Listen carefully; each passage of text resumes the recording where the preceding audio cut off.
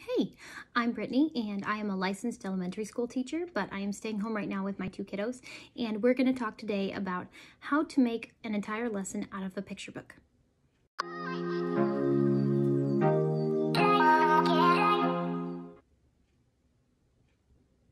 Okay, so yes, I know that with coronavirus raging through the world, we are finding ourselves in a lot of situations that we didn't expect. Particularly, a lot of families will be homeschooling who didn't plan to this year. And I just wanted to offer a few tips on how to continue your child's learning and growth without making it seem like school, because there are a lot of ways to do that. Actually, that's really the secret behind homeschooling. Is it's not the curriculum, it's not having all the fancy manipulatives that you decided to buy.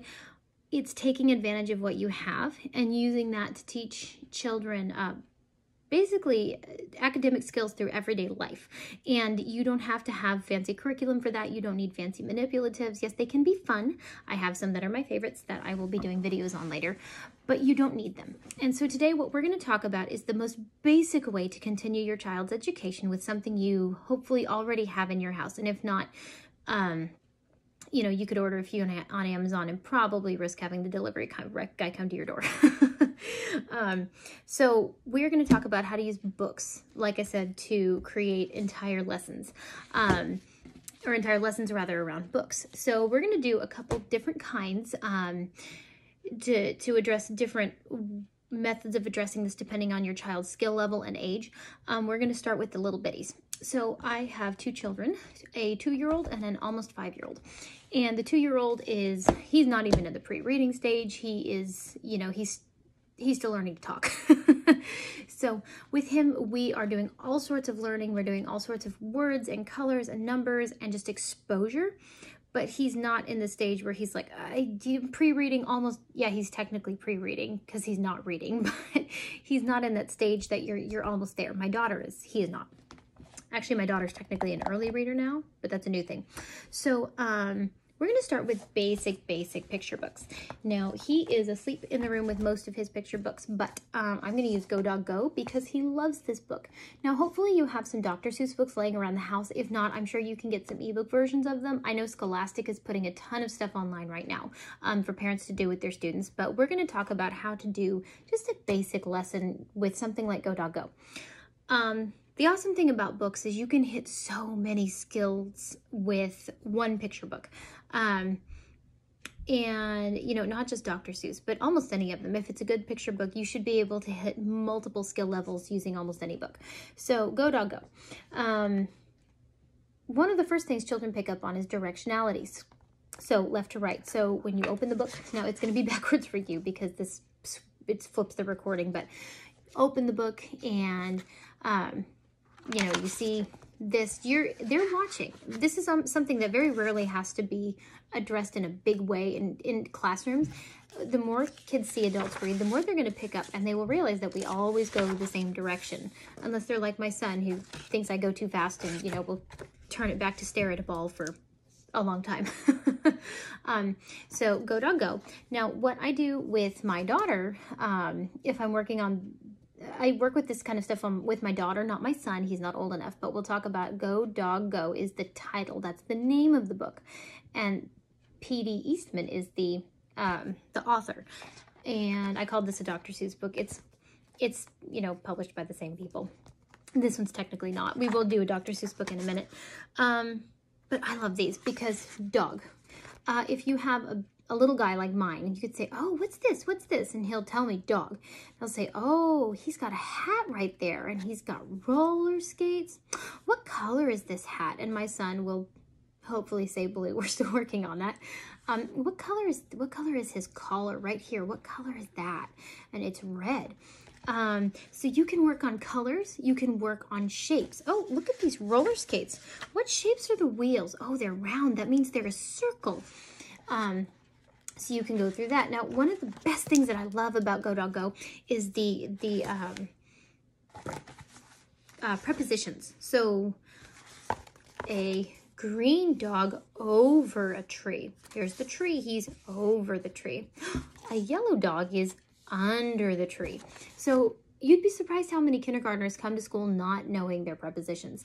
And I don't mean you sit there and say, what are the prepositions? No, just understanding the directional, directionality, up, down, left, right. Now kindergartners usually don't know left, right, but things even like beside, below, under, on top of, next to, a lot of kids don't know that. So this is a fantastic book for working on prepositions and just the kind of language that talks about where we are in time and space.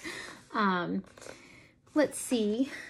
You can look at page, say, oh, I see a green dog and a blue dog. Oh, 2 blue dogs. 1, 2. Sorry, that's off the page.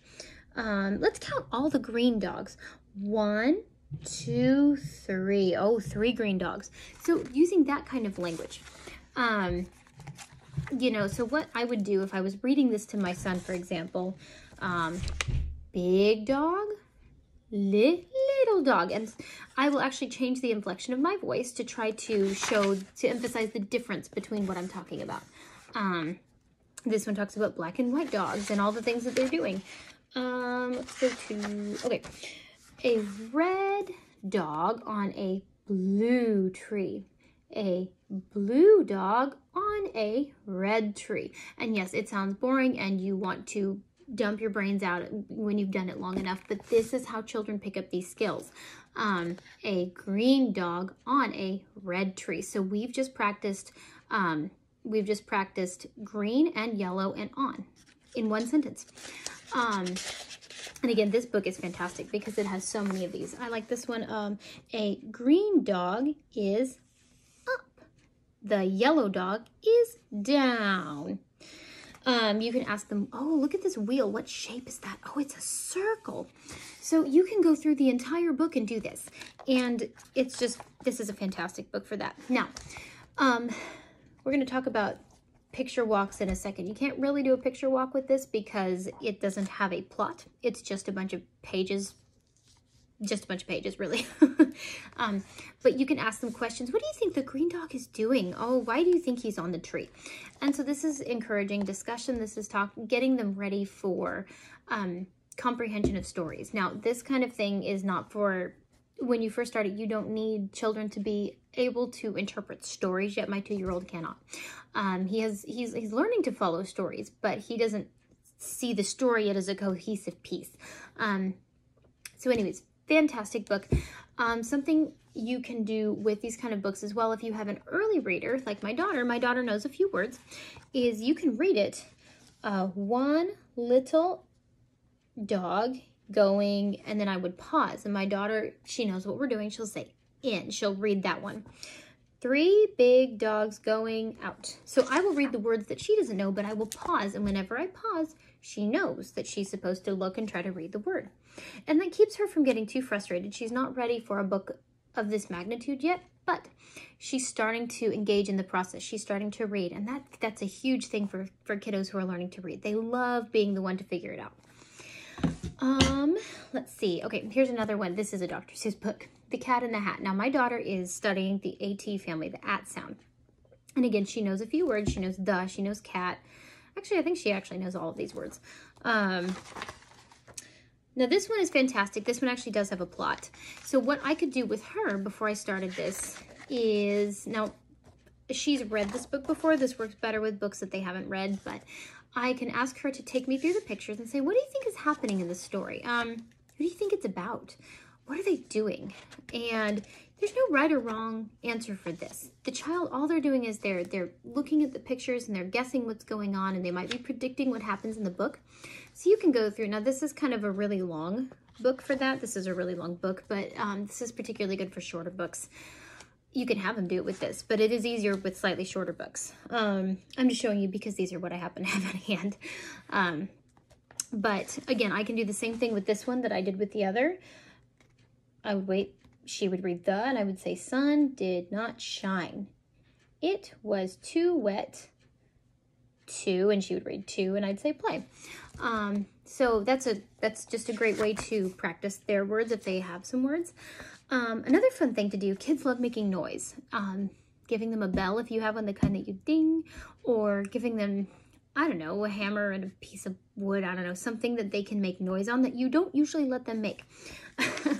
And if you say, okay, we're going to look at the words cat, hat, sat. What do all these words have in common? And you talk about, you know, the at sound. Anytime you hear a word that rhymes with, which means it has the same ending, if it rhymes with it has the same ending, any word that rhymes with cat or sat or hat, you're going to hit the bell. You get to make that noise.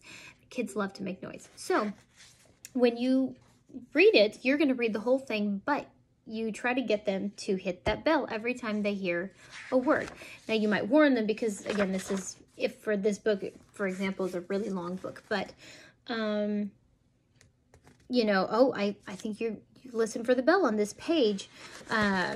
Let's see. We looked, then we saw him step in on the mat. Did they make the sound? Oh, you can ding the bell.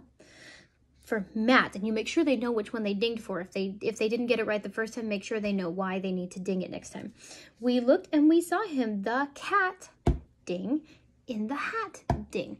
So this helps children learn to actively listen. Now, if making sounds is not rewarding for your child, I mean, you can offer anything. You can, I don't know, let them bounce once on the trampoline, have them stand on the, if you have a little miniature trampoline, have them stand on it, let them bounce every time they hear it, or, I don't know, offer them an M&M if you're not above bribes. But it's a good way to have them actively listening. And then afterwards, you want to sit there, and this is reading comprehension practice. So when you've done this, you've practiced, if you did the book walk, predictions. Based on pictures. You've practiced rhyming words, you've practiced sight words, and if you've had them read their words, you don't have to do this all at once, but these are all the things you can do while you're reading. And then you have them sum up the book. Okay, who is the story about? What happened in this story? And you try to help them. Once they give you their version of the story, you try to, if they missed some points, you might go back and look at the pictures. Oh, was this important when they did this? And you talk about the story. You really just talk about it. What did they like? What did they not like? And you're cementing in critical thinking skills when you teach them how to think about books. And it doesn't have to be super academic. I mean, it's the cat in the hat. A talking hat comes and messes up someone's house. We even talk, you know, I'm a Christian, and so what we do when I talk with my children is, you know, should they have let a stranger in the house? That's, I mean, you know, is it obedient to their mommy, do you think? Do you think she probably wanted them to let a stranger in the house? Was that safe? And then, you know, if they disobeyed their mommy, what should they do? You know, what does God want them to do? And so you can even talk about the moral aspects of the story. All right, now, so for less academic books, this is a used book we got from a library.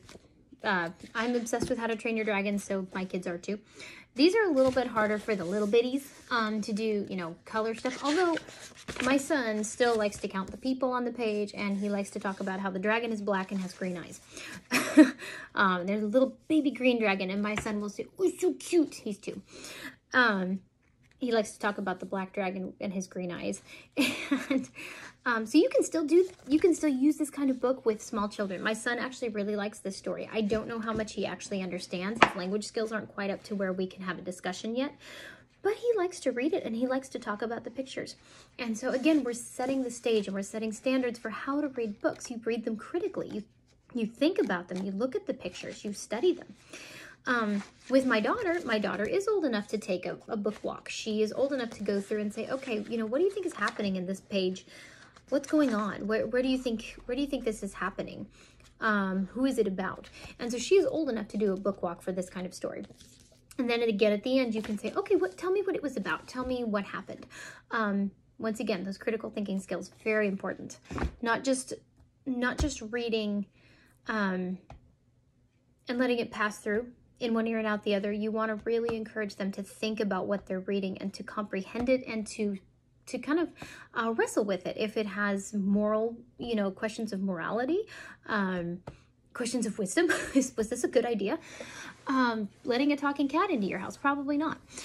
And you can do this actually with TV too. You can watch a movie and pause it. And this is how we should be telling children to really to process story, not just books, but stories in general.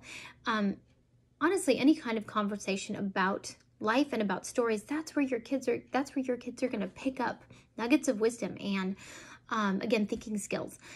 And this is one of the huge benefits of homeschooling is mom isn't dealing with 25 other students that are trying to do this all at once. Mom has her kids. And, you know, research says over and over and over again that small class sizes are really one of the keys to good education. Well, when you're homeschooling, you've got that. You've only have your kids that you're working on. Even if you have a family of 7 kids, that's still a lot less than, you know, teacher has 25 all day. I've heard parents say, well, I'm sending my child to school because they're going to get more time from the teacher than I can give them. And unless you've got someone in the family that you are in the hospital with and they are critically ill, and I'm not judging parents who send their kids to school, but that excuse itself is not a good one, because I can tell you as a licensed teacher, teachers do not have, you know, they don't get all day with your child. They get to give your child 1/25. If there are 25 students in there or 26, 1/25, 1/26 of their day. You know, and that's ruling out kids who get sick, fights, kids who misbehave are going to get more attention than the kids that are sitting there coloring and not sticking crayons up their nose. So really take advantage of this time, whether you're homeschooling on a more permanent basis or this is just, you know, for the duration of the virus, for this really weird school year. Take advantage of this time to really, really spend time with your children and talk with them. Now, let's see. You've, of course, my daughter's reading the Bob books. She's not currently on this one, but this kind of book, the early readers are really, you can do book walks with them, and I actually do with my daughter. These ones are not for the story. They're not meant to be great literature. These are meant literally to do the words, for phonics and sight words. Bob books are one of my favorite sets of books in the world. A lot of the early readers that they have at like Barnes & Noble that they have, I've seen, oh goodness, they have Paw Patrol and, you know, all the cute little, the cute little ones. They are not good. What I've been able to peek through in the box, because the boxes are always taped closed, I get the Bob books. If you're going to pick any of these and order them, get Bob books, please, please, please. Those ones are fun, but they're not written by teachers. They're not written by educators. They're not written by people who understand how language progression works and how reading comprehension works, you know, using phonics to make the reading easier. When your child knows how to decode words, the comprehension is going to be a lot easier. But if they're not decoding words properly because they've been given words that aren't age or level appropriate, they're going to have a much harder time. So reading comprehension and phonics, and, you know, it all goes together. But yeah, if you're going to order a set of the early readers, and I can link this in the video below, Bob books all day. They've actually come out with some workbooks now for the Bob books as well. I haven't used any with my daughter yet, but I'm curious to look through. I'm not a huge worksheet fan for little bitties because I think they're much easier ways to learn, but for older kids, they can be very useful. So I will be probably ordering those pretty soon and doing a video review on them. Okay, so my kids are so vastly different in their abilities right now. My son is 2 and he's still learning to talk. He loves books. He adores them, and he picks them up and will ask me to read them to him all day, but he doesn't enjoy this kind of stuff nearly as much as my daughter. My daughter loves listening to chapter books. We've gotten her into audiobooks because you can download audiobooks from your library and rent them, and it's awesome. She just sits in her room and either colors or does beads all day. Well, not all day, but just for hours. And she just loves them. And so the whole reason that I'm reading stuff like Little House in the Big Woods to her is she's not old enough to read them for herself, but she enjoys the complexities of the story. And no, she doesn't understand everything in it, but there are multiple kinds of reading. And one of the kinds of reading that you should be doing with your kids is reading above their level. That means above the level that they can read at, because children comprehend stuff when they hear it more than when they see it, at least when they're little. So if they're, you know, still struggling to decode words like, you know, can and the and on, they're not ready to read this book, obviously, but they are ready to listen and understand a lot of the things in it. Now, you can't really do a picture walk with this kind of book because it's mostly text, but something I love about these, we read a chapter a day out of a chapter book at lunch. While they're eating lunch, I'll read to them. We're currently reading The Box for Children, but I lost it. It's in the house somewhere, so we went back to this one because we'd started that and couldn't find that either. We moved 3 months ago, so we're still locating things. But we do a chapter a day, and what I do is I read the chapter, but I will stop and I'll say, what do you think of this? What do you think has just happened? Or why would she be angry? Why do you think Laura's upset? Or we'll talk about, Laura was very scared because Ma slapped a bear by accident, thinking it was the Suki, their cow. How would you feel if you accidentally slapped a bear? And so again, encouraging the reading comprehension, encouraging children to think about books as they're reading them, to think about stories. And this book doesn't have a plot from beginning to end, but each chapter has its own plot. It has its own part of the story. So we'll read one chapter at a time. I like this one because it has colored pictures. The one I grew up with didn't. It had black and white, because I'm old as the hills, apparently. But this is a full color collector's edition. A lot of my mom's books were like from the 80s and 70s, and which is fine. It was just, I'm like, ooh, this is way cooler than what I had. So yeah, reading these out loud. And actually what I've done too for my kids is I have recorded myself reading her favorite stories, and I've put them on her iPod. There's a way to do that. It's kind of crazy, but I have recorded myself reading her favorite stories, and I've put them on her iPod, and she listens to them while she falls asleep. That's a comfort thing for her. So again, just ways to practice. If they're older and they're reading books like this, you can even, you read the chapter, and then, your son or daughter reads the chapter, and then you have a discussion about it, and you ask questions. What do you think that meant? And books like this too, they can turn into fantastic opportunities to explore other things. So we just read the chapter, I love this chapter, where Grandpa makes his own maple syrup. And it would be we're actually probably going to go on YouTube, because YouTube has everything now, and research how maple syrup is made, how it used to be made. And it's a great window into the world. And we have everything online now. So there's no reason not to research this stuff, because everything's online. To look that kind of thing up. And so when we read books to our children, we're not just giving them stories. We're giving them peeks into other people's worlds. We're giving them culture and history. And children who read more tend to be more empathetic because they are seeing the world from someone else's eyes. So I can't encourage you enough. Read to your children, talk about the books, discuss it with them, watch it. If you get a headache from all the reading, watch movies with them, listen to the movies, just pause it and discuss it.